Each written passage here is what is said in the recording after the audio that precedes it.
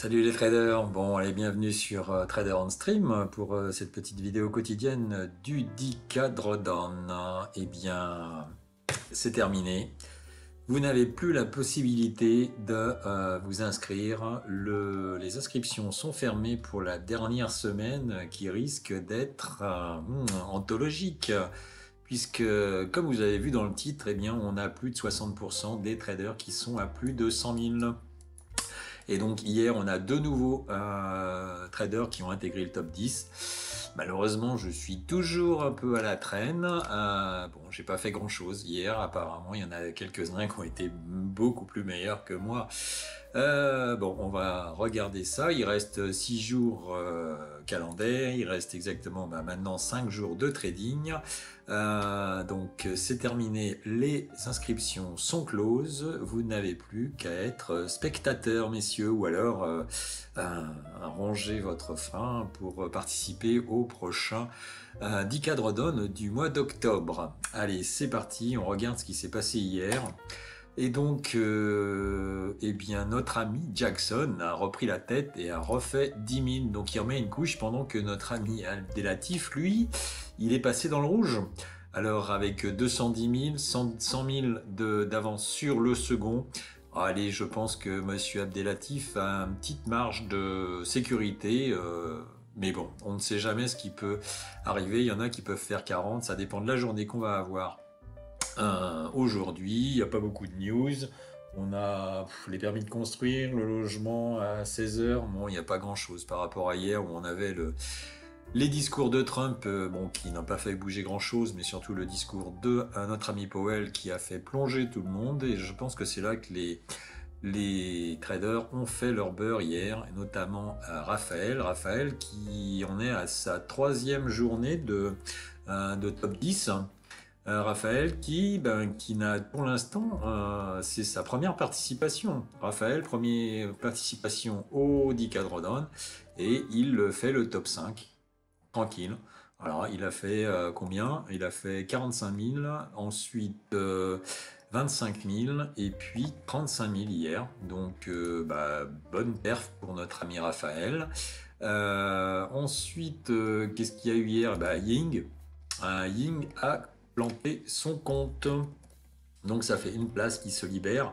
Ying, lui, est un participant qui est assez régulier. Donc pas de top 10, top 10 uniquement au mois de septembre. Voilà, donc out. Ça y est, c'est fini pour Ying.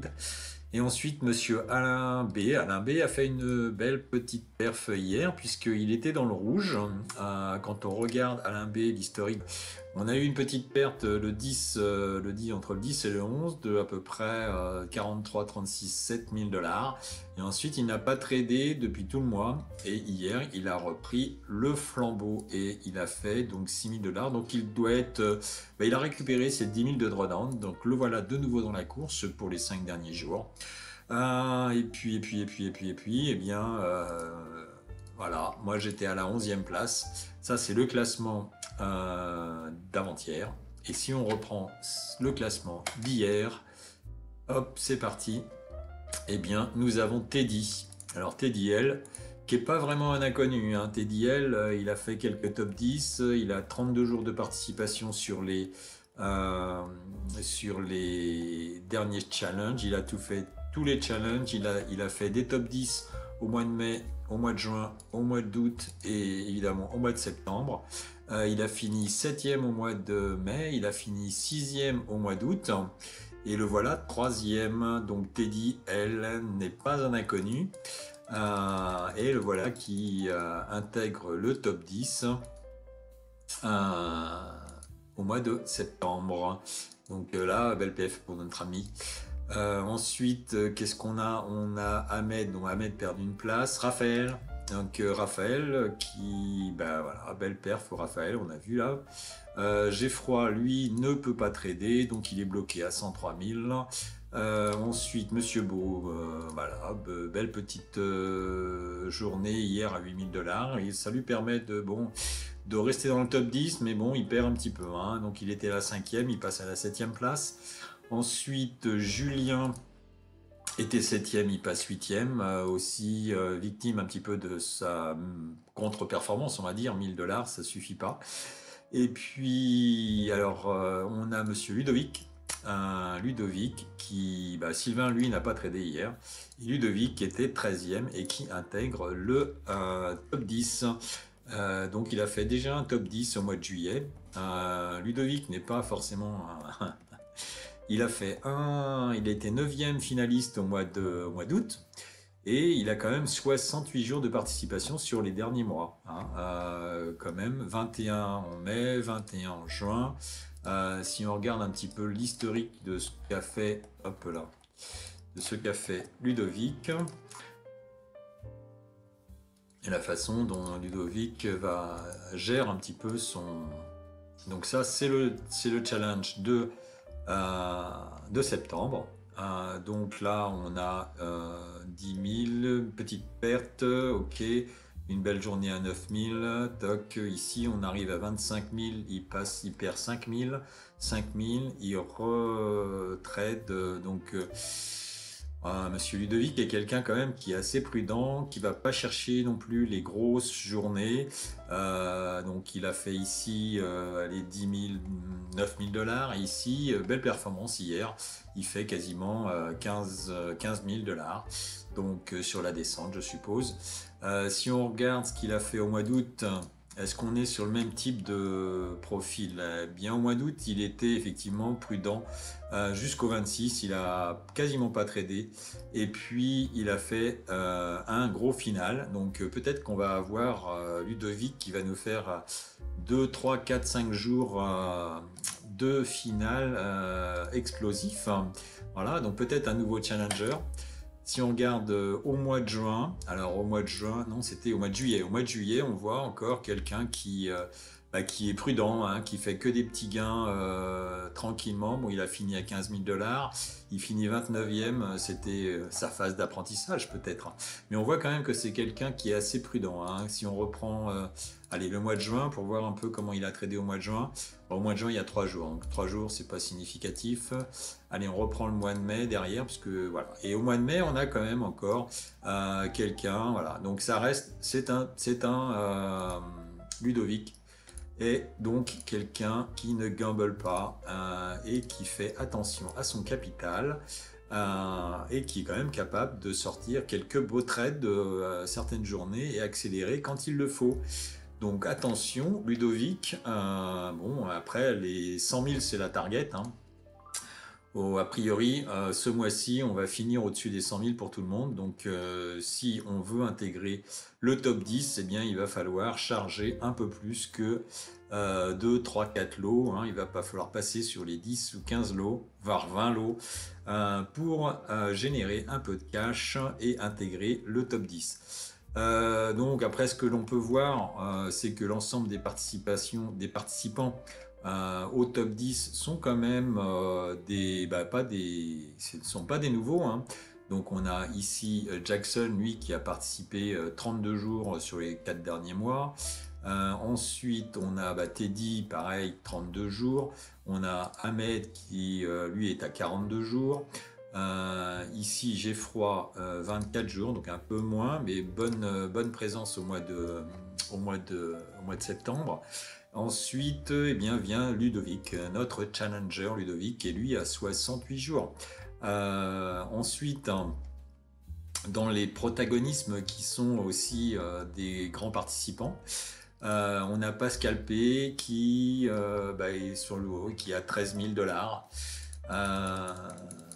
13 000 $, donc il avait perdu ici quasiment 9 000 $ en début de semaine. Il a rattrapé 8 000, 4 000. Donc le voilà de nouveau avec un drawdown full. Attention, Pascal a fait un top. Il a été finaliste? Non, il n'a pas été finaliste. Mais au mois d'août, il a été dans le top 10 et Pascal est capable de faire des bonnes journées également. Hein. Si on regarde un petit peu, donc c'était le mois d'août pour Pascal. Au mois d'août, allez, ça c'est son mois de septembre. Donc le mois d'août nous intéresse. Voilà, donc Pascal, lui, elle a fait une grosse journée et puis est resté sans trader après et a cramé son compte le dernier jour. Donc on peut peut-être s'attendre à un sursaut de la part de notre ami Pascal, peut-être.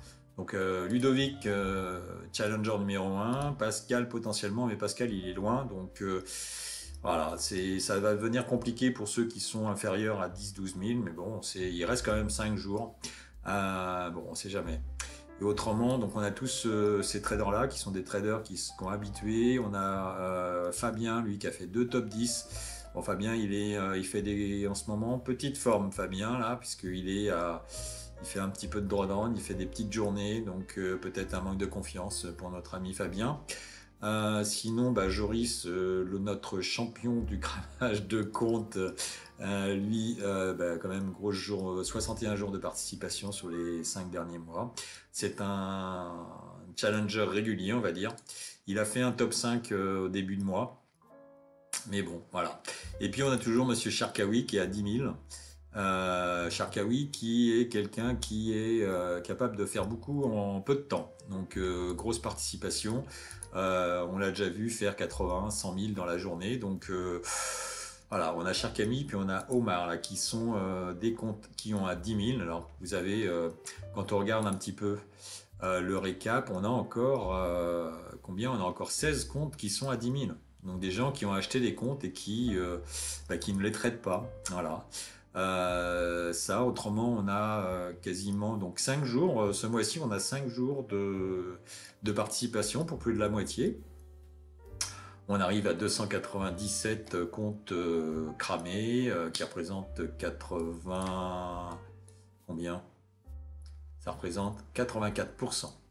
Des trades, on a 297 comptes qui ont été utilisés, 180 participants. Voilà, 180 participants, il y en a 133 qui ont déjà abandonné et il nous reste 49 participants.